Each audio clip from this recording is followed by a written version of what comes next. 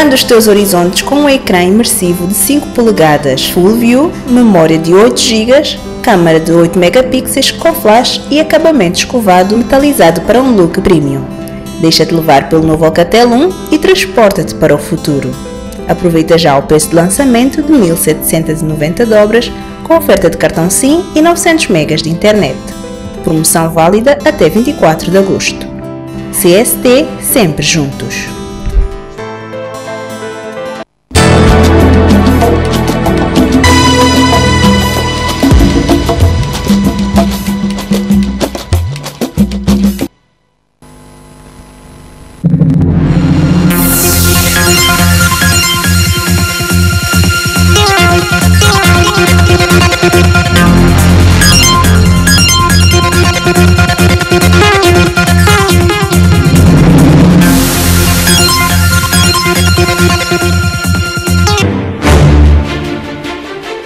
O Conselho Superior de Defesa Nacional reúne-se para analisar a situação interna e a segurança do país.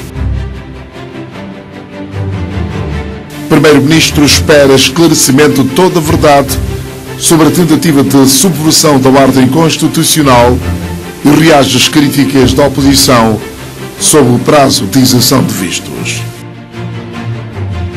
Cumprir e fazer cumprir a Constituição. Que Alvo Nobre de Carvalho, empossado Procurador-Geral da República pelo chefe de Estado São Tomense.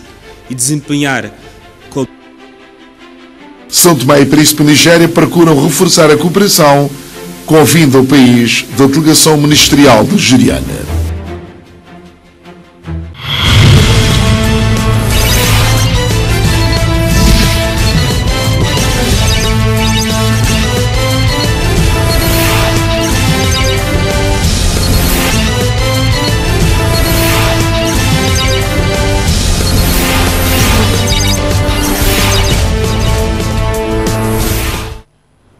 Boa noite, está a começar o telejornal da TVS. O Conselho Superior de Defesa Nacional reuniu-se esta quinta-feira para analisar a tentativa de subversão da ordem constitucional.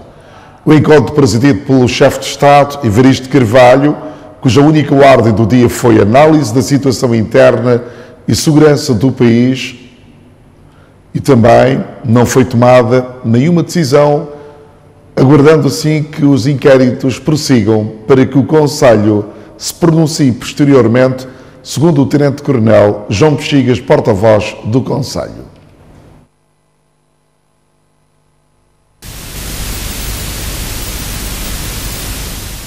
Este Conselho, presidido pelo Presidente da República, Evaristo Carvalho, engloba também o Primeiro-Ministro Patrício Trovoada, bem como membros do Governo, representantes da Assembleia Nacional e altos patentes militares de segurança do nosso país. Com o único ponto do dia, a análise da situação interna e segurança do país, o Conselho auscultou o relatório do Governo sobre a situação de sublevação da ordem interna do país. O que se fez hoje como único ponto de ordem do dia é a análise da situação interna e segurança do país. Bom, pelas informações que o Governo prestou ao Conselho, onde os membros puderam estar devidamente informados da situação, o Conselho não decidiu, mas sim pôde auscultar essa situação. E porque a situação, os casos todos estão entregues ao Fórum Judicial, naturalmente vamos deixar que o Fórum Judicial prossiga com a investigação, com os inquéritos necessários. Esta é a posição do Conselho Superior da Defesa Nacional e de todos os membros. Não houve nenhuma decisão, mas sim esta única posição de dizer, de concordar que os inquéritos devem prosseguir para apurar as verdades das coisas. João Bexigas adiantou ainda que não existe nenhuma inquietação. Está sob todo controle, as forças estão devidamente sitiadas e com todas as devidas informações prontas para qualquer situação. Mas não há nada que se possa expor em estado de alarme no nosso país. Portanto, estamos seguros. A nossa população pode continuar a levar a cabo as suas atividades, suas tarefas normais.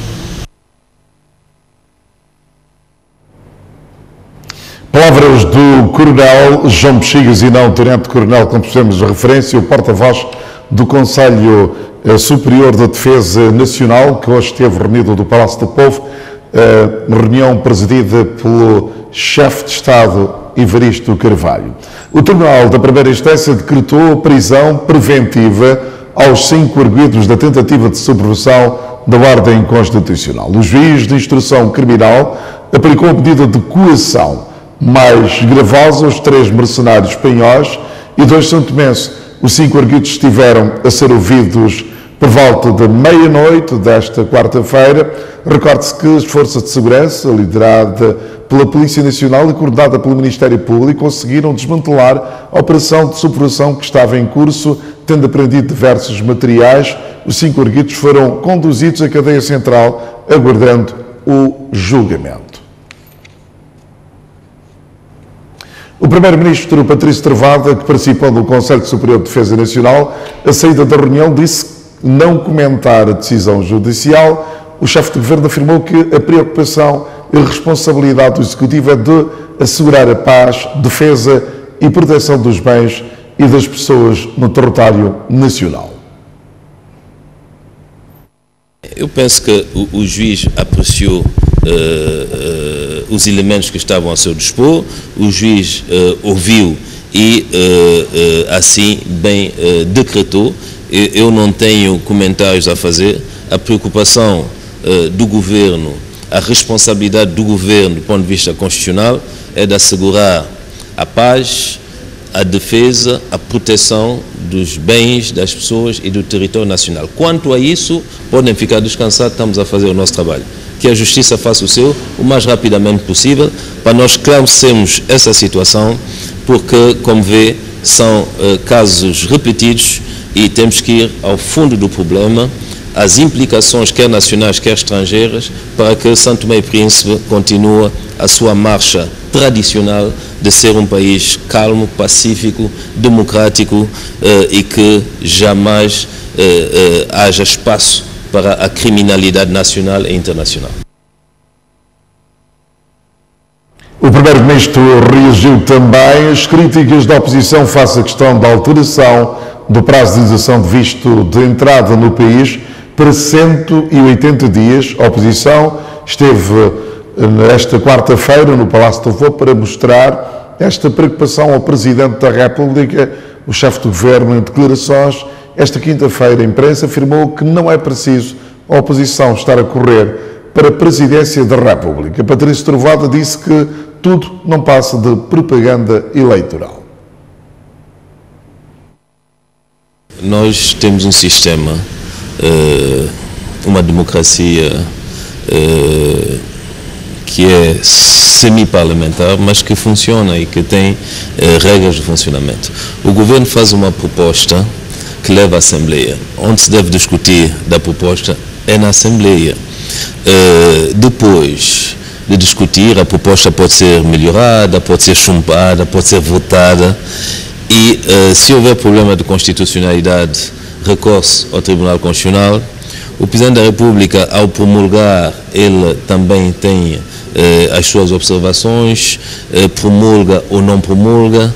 Por isso é um mecanismo simples, não é preciso os partidos políticos estarem a correr para a Presidência da República quando a lei ainda não foi discutida, não foi apresentada. O governo irá apresentar, irá discutir, irá defender o seu projeto de lei. Então, nós estamos num período eleitoral, faz fogo com tudo, mas é preciso sermos razoáveis e não damos a ideia, quer a nível interno, quer a nível externo, que não sabemos realmente ser sério e não sabemos lidar com todos os mecanismos e os instrumentos próprios do funcionamento do Parlamento e, digamos, dos mecanismos que fazem surgir as leis no país.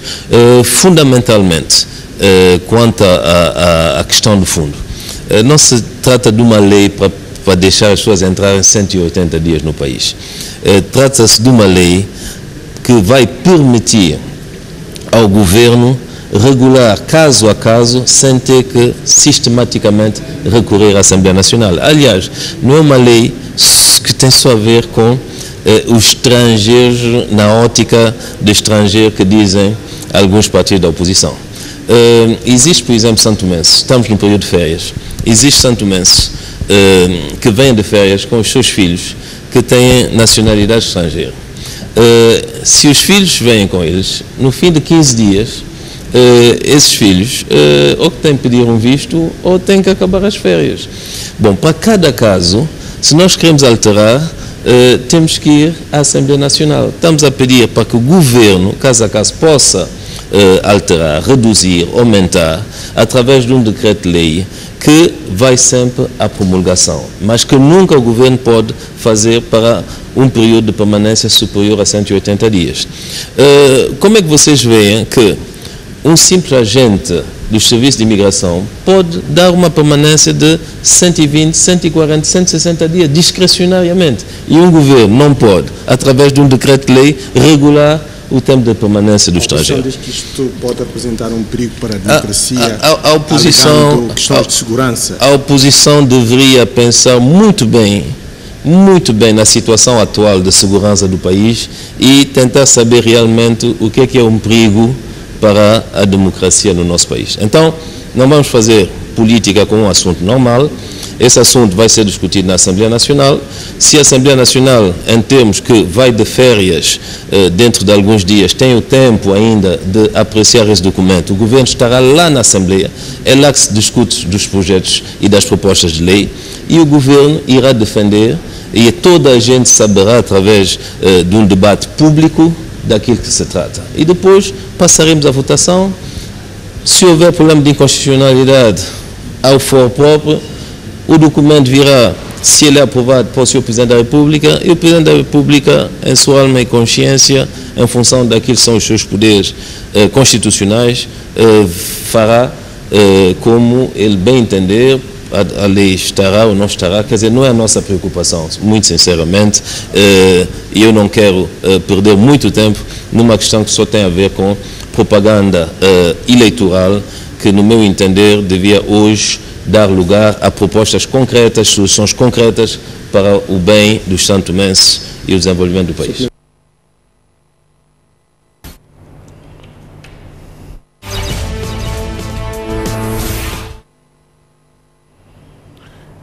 Inaldo Kelvin Nobre de Carvalho foi empossado esta quinta-feira como novo Procurador-Geral da República pelo Presidente da República, Evaristo Carvalho. Um ato que aconteceu no Palácio do Povo na presença do Presidente da Assembleia Nacional, do Primeiro-Ministro, do Presidente do Supremo Tribunal de Justiça, do Presidente do Tribunal Constitucional, do Presidente do Tribunal de Contas, da Ministra da Justiça, magistrados e convidados.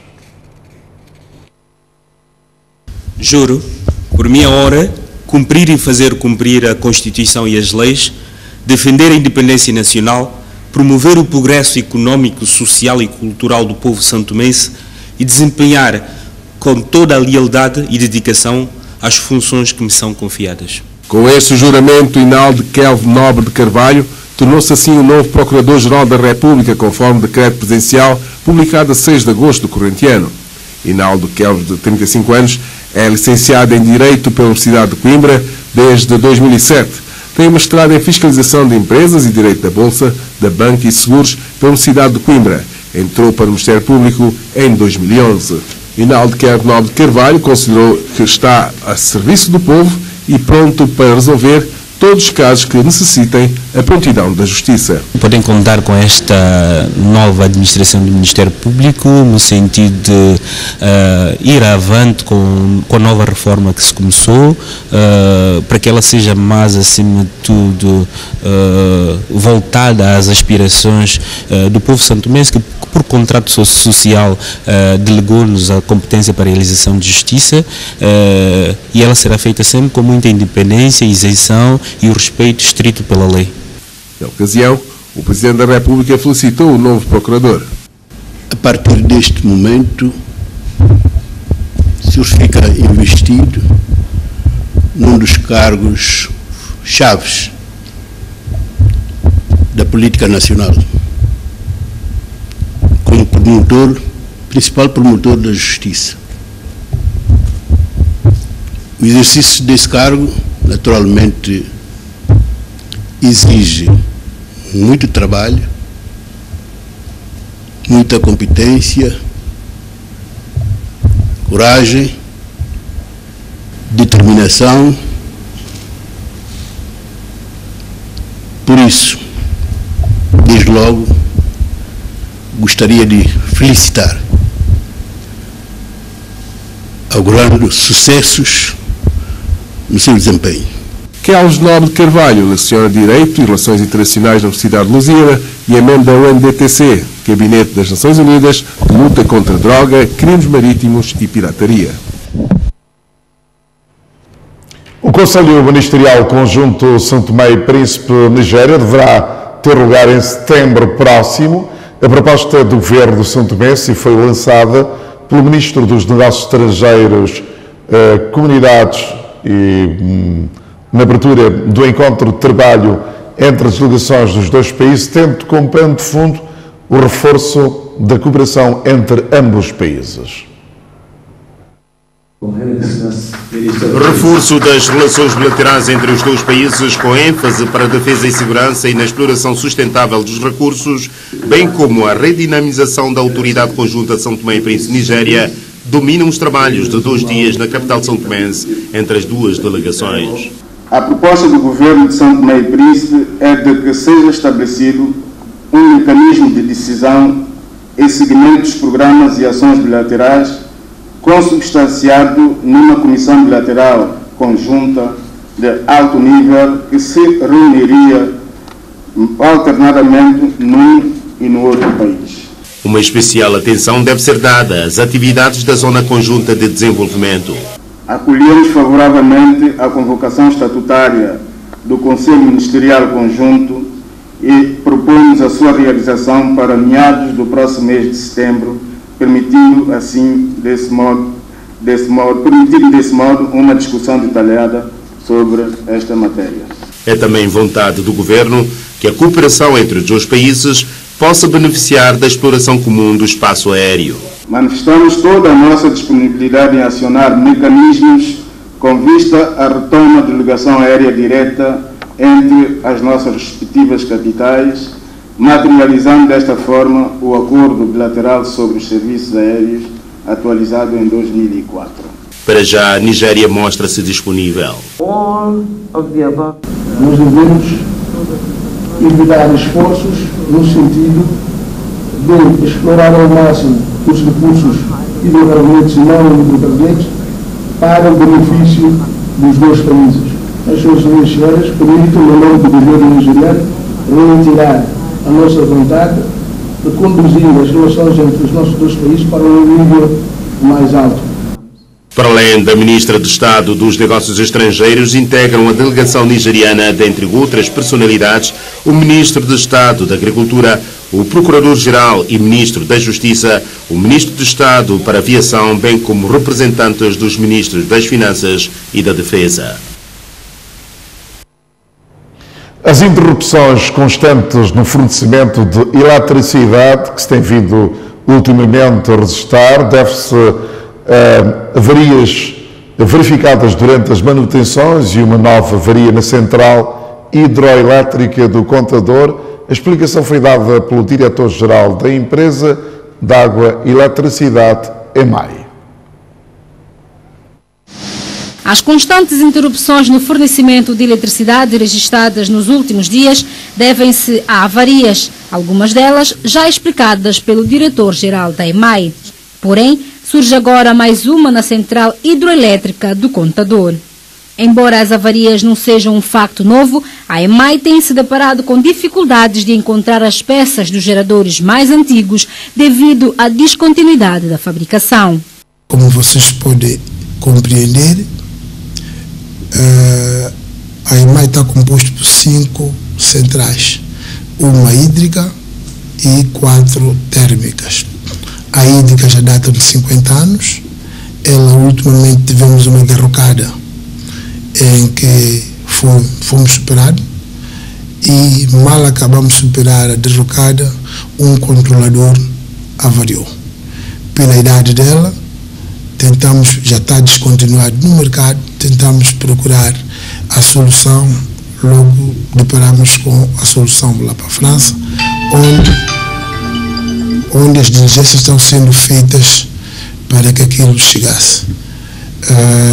Vamos apressar com as diligências, penso eu que final deste mês, teremos o problema de contador resolvido. Mesmo os geradores, cuja fabricação de peças ainda é possível, a empresa de água e eletricidade tem se confrontado ainda com atrasos nos pedidos de peças feitas já há vários meses. Fizemos manutenção ultimamente e o último grupo demonstrou uma avaria. Essa demonstração da avaria, reportamos isso ao fabricante. O fabricante pediu umas fotografias, fizemos videoconferência, discutiu-se tecnicamente, quer os técnicos chineses, quer os técnicos nacionais, em conjunto, falaram com os técnicos coreanos, eles lá viram a situação, inclusive convidamos um coreano que também tem um grupo similar em Angola, veio para aqui, viu a situação, encomendamos a peça, estamos à espera. Nós sabemos que aquilo é distante, todos os dias estamos a pressionar e esperamos que a peça chegue o mais rapidamente possível, de forma a nós repormos o grupo 1 de Santa Amaro 1. Perdemos a capacidade do contador 1 mega, perdemos 1.7 Santa Amaro 1, entretanto temos o Santa Amaro 2, que são compostos, são centrais novas, compostas por 3 grupos gigantes. Esses grupos já chegaram em 12 mil horas. Fizemos todas as manutenções conforme manda, conforme orienta os fabricantes. Agora acaba de fazer 12 mil horas. 12 mil horas encomendamos as peças, encomendamos as peças, pagamos as peças, estamos à espera que chegue. A única coisa que o fabricante nos diz, esta quadra de férias na Europa fez com que o produto tivesse atrasado. Razão pela qual, mais uma vez, a EMAI pede a compreensão dos clientes até que a situação crítica seja ultrapassada. Pedimos encarecidamente que as pessoas tenham paciência. Nós vamos afinar nossos planos de corte até que a solução seja vista. Já temos a solução, mal chega as peças, vamos meter de forma incansável os técnicos, os nossos engenheiros, a trabalhar para resolver o problema de energia que vivemos hoje em Santo Tomé. Mário de Souza aproveitou ainda para enaltecer o trabalho árduo dos engenheiros e técnicos da EMAI, que têm dado o seu melhor no processo de recuperação dos grupos avariados. Eu aproveito a oportunidade para, de forma a encorajar os meus colegas, os meus colegas engenheiros técnicos que arduamente têm trabalhado para manter esses geradores, essas usinas ou essas centrais que já estão descontinuados no mercado, mantê-las ativas, porque nós temos uma central que já tem 50 anos. A peça do contador não se vê facilmente. Inclusive a empresa que montou aquilo já está extinta, já desapareceu. Mas mesmo assim conseguimos descobrir uma empresa franco-sueca que tem nos ajudado a mitigar a situação, graças a eles, que sendo que conseguem nos arranjar controlador. Os grupos já têm 18 anos, as pessoas têm que ter paciência e entender que não é nossa vontade que os nossos estimados clientes estejam nessa situação. Segundo ainda o diretor-geral da EMAI, as interrupções não têm nada a ver com a extensão da rede que vem sendo feita, já que o problema está na produção. Garante que o problema deverá estar ultrapassado até o início do próximo mês e promete reorganizar a escala de racionalização, pedindo por isso, mais uma vez, a compreensão da população.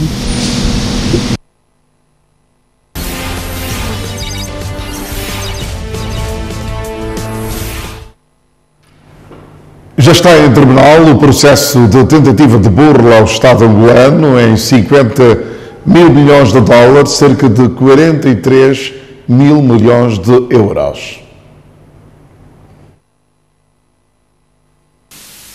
À margem de um seminário em Luanda, o vice-procurador-geral revelou que depois da instrução do Ministério Público, o processo passou por uma fase de instrução contraditória e que a Procuradoria vai agora confirmar a acusação. Se o acusado ou o Ministério Público entender que há elementos que precisam ser esclarecidos, pode requerer instrução contraditória. Aconteceu neste caso, é que a defesa pediu instrução contraditória. Esta fase também já terminou. O processo agora vai seguir os seus trâmites normais. Vamos esperar que o juiz pronuncie ou não. É a faculdade do juiz. O caso envolve cidadãos estrangeiros e angolanos, alguns com cargos bem relevantes no país. É o caso do ex-chefe do Estado-Maior-General das Forças Armadas, Geraldo Sachipengo Nunda, ou do porta-voz do MPLA, Norberto Garcia, que aqui vemos ao lado de Celeste de Brito, empresária que também está envolvida no processo. Terá sido ela a servir de ponte entre os alegados burlões que diziam que queriam investir no país. Os acusados alegavam ter acesso a uma linha de financiamento de 50 mil milhões de dólares num banco das Filipinas e que queriam investir esse dinheiro em Angola. Chegaram mesmo a mostrar um cheque preenchido com essa quantia. Um investimento fraudulento, segundo o Ministério Público, tal como o cheque apresentado. 7 dos 11 arguidos deste caso já estão em prisão preventiva desde fevereiro. São acusados de vários crimes, nomeadamente de associação criminosa, fabrico e falsidade de títulos de crédito, burla por defraudação na forma frustrada, exercício ilegal de funções públicas, tráfico de influência, promoção e auxílio à imigração ilegal, falsificação de documentos e abuso de poder. O balanço de vítimas do sismo na Indonésia quase triplicou. Esta quarta-feira estavam contabilizados 131 mortos. As operações de busca e salvamento prosseguem. Um terremoto com intensidade de 5,9 graus na escala de Richter voltou a sacudir a Indonésia esta quinta-feira. O sismo teve o epicentro na ilha de Lombok, a mais afetada pelo terremoto do domingo passado. Nas últimas 24 horas, o balanço de vítimas mortais quase triplicou.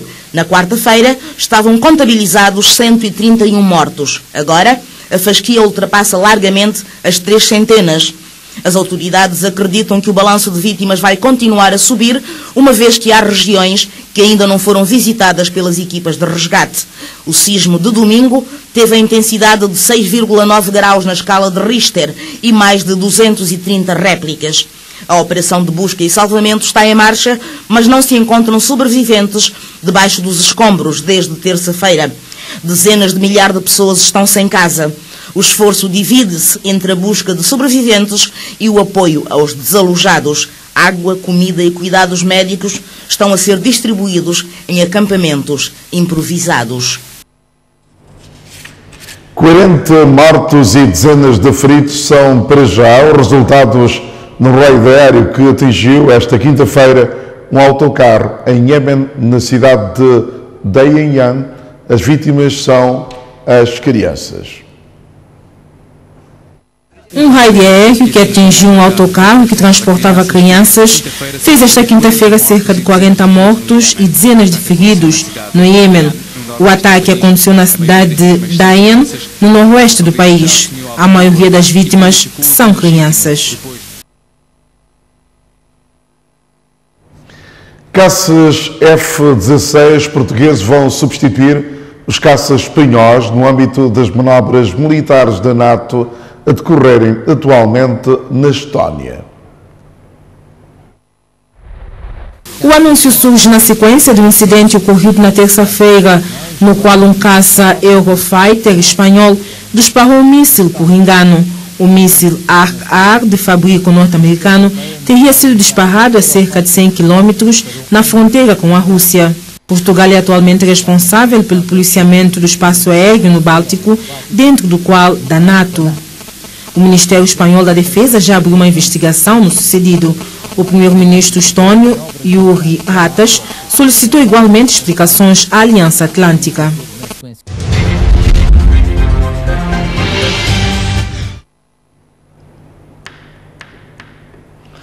A Câmara Distrital de Mesoche assinou esta quinta-feira um protocolo com a Câmara Distrital de Água Grande e o Ministério da Agricultura para a gestão do espaço de resíduo sólido na localidade de Penha, uma iniciativa da Câmara Distrital de Mesós, no quadro do projeto de gestão de resíduos. Após a assinatura, fez-se o lançamento da primeira pedra para a requalificação do centro de valorização do lixo no referido espaço.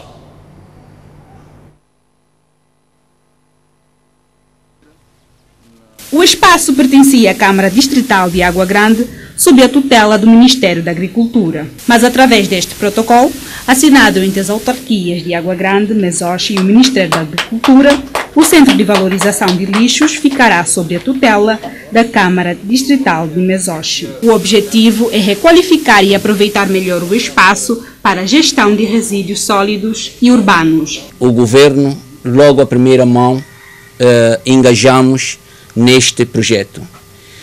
Digo isso porque, como sabemos, hoje nós temos tido desperdício de muitos produtos que devem ser reaproveitados.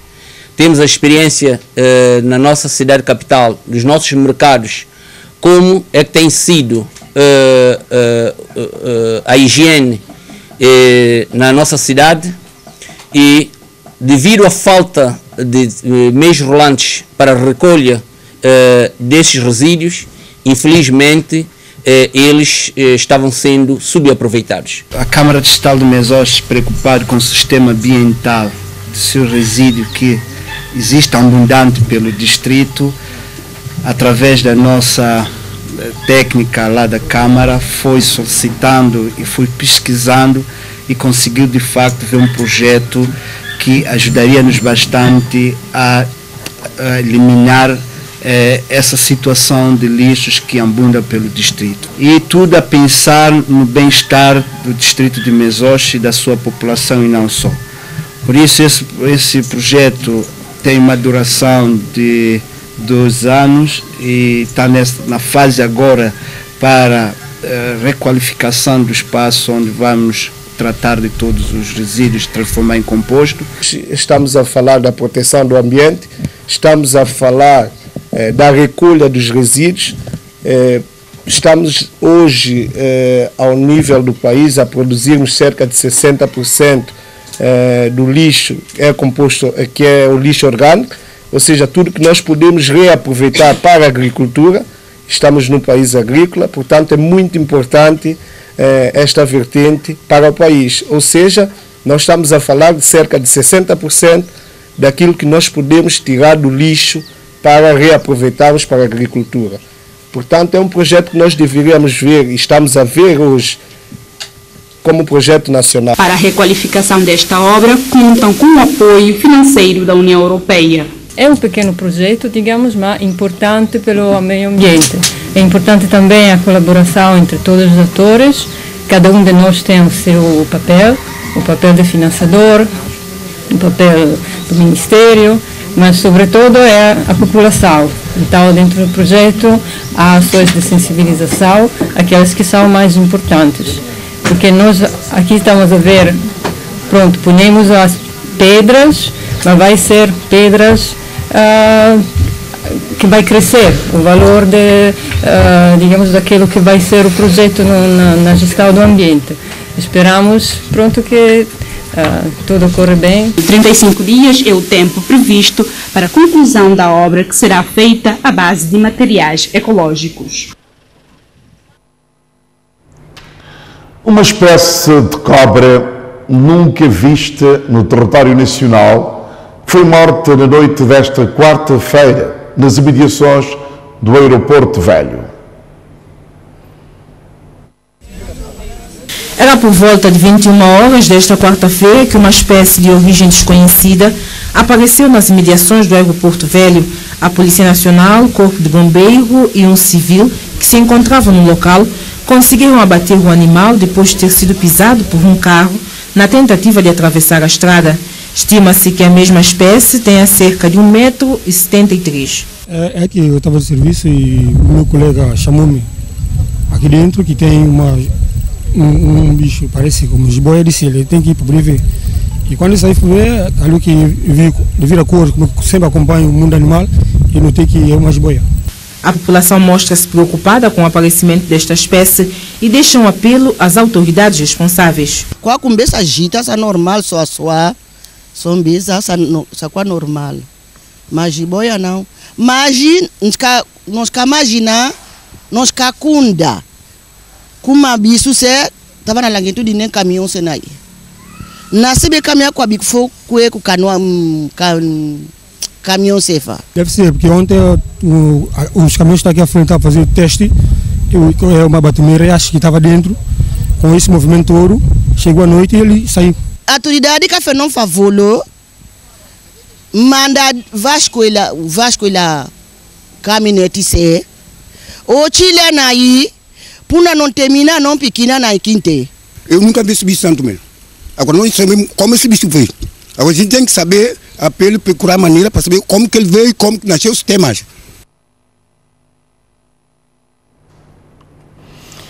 E com esta notícia concluímos a edição do Telejornal. Boa noite.